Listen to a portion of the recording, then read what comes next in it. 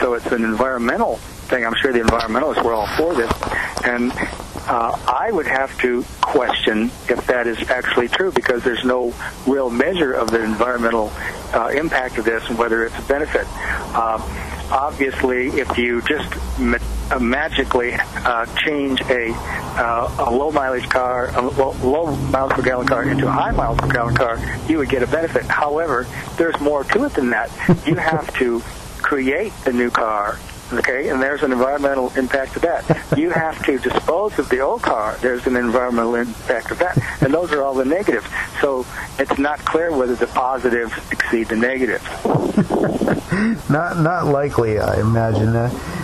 Because there's also just built-in inefficiencies of deploying this kind of program and administrating it, and hiring more people and diverting resources and making the overall industry and complying with the laws less efficient. Therefore, you got to expend more energy to get to where we would have gotten to anyway. Well, it's a great deal like the ethanol subsidy, because there's these subsidies that the government comes up with that are supposed to help the environment and really don't. Right. I think the general rule that I would like to remind people of is that if it's really beneficial to the environment or the economy or anything, it doesn't need to be subsidized. And if it does need to be subsidized, then just the opposite is true. It'll never be viable benefit to the economy or to anybody if it has to be subsidized. The subsidies will go on forever, as the ethanol subsidy has proven. Right. The subsidies will carry on. Inefficiencies will increase, and the cost of doing business is actually higher when you introduce these kind of perturbations into the economy. Well, and also we have not mentioned the $4,500 that the taxpayers will have to cough up, and what benefit that would have had to the people who earned that money and would have had the right to spend it if the government hadn't confiscated it, and all the good that would have done for human happiness as well as the economy. Right. Essentially, it's a kind of in a shorthand, what they're doing is price fixing. They're deciding cars. Well, they're temporarily lowering the price of new cars with this. Yeah, of cars that stimulates buying. But really, what they're doing is they're confiscating wealth from taxpayers, handing it over to people who are trading in their cars currently, and so it's really just a transfer of wealth. It's from the politically unpowerful to the more politically powerful or favored, yes. And it really doesn't help anybody else. Right. Well, it's helping the Japanese. Yes, of course, they're going to get some benefit from this too. Understand that Toyota has slightly more of a percentage of the cash for clunkers business than they do of the overall market, and that's of course because they've got the best high mileage cars. Yeah, they've good mileage cars, and so they've pulled ahead of General Motors, and they've got what says 18.9% of the share of vehicles bought so far. So I guess they're indexing that to when the program started. Yeah. Followed by Ford at 15. So that's okay with me because I'm a free trader. You say. Yeah.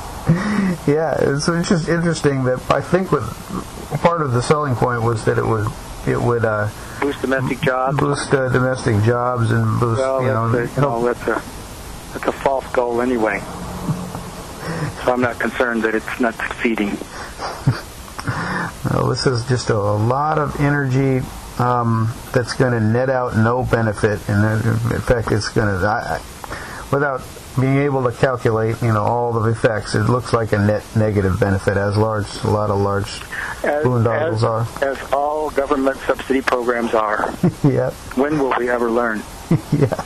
Now, this then the last article I sent you regarding the Clunkers program is this guy John Carney from on this site called the Business Insider writes an article called "Is the government using the cash for clunkers to suppress inflation, where he poses that that in fact that the real price is higher than the measured price because of the subsidy.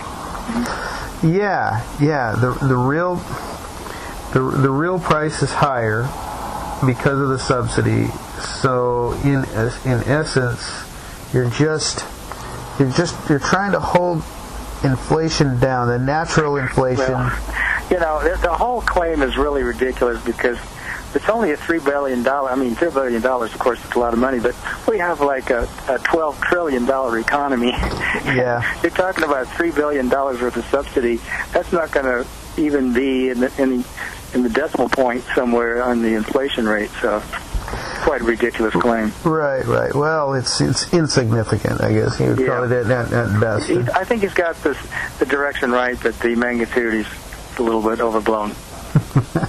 But you see, the mentality of it is these kinds of subsidies, whether they're for healthcare or anything, they net out less efficiency. And so everything we've been doing the last 20 years really is it's very much agreed that it's been a bubble. It's been an investment bubble. We're overbuilt overall in the whole country, and that we need a retraction in order to get back to what some semblance of what the real value of money is. Well, we need to get back to what some semblance of what the real mission of government is. Is there something in the Constitution that says the government shall manage the economy to maximize the number of miles per gallon that the transportation system gets? I don't see it in there. Yeah, I missed that amendment in the Bill of Rights. I didn't see that one either. I think the overall mentality of the Obama administration and their supporters is that they really think they can do. We've gone over this before. That they think they can repair the economy or alleviate the effects of the bubble bursting with this massive spending. So now you're changing subjects. Now we're going to talk about the Federal Reserve. Yeah, we're going to move to that. But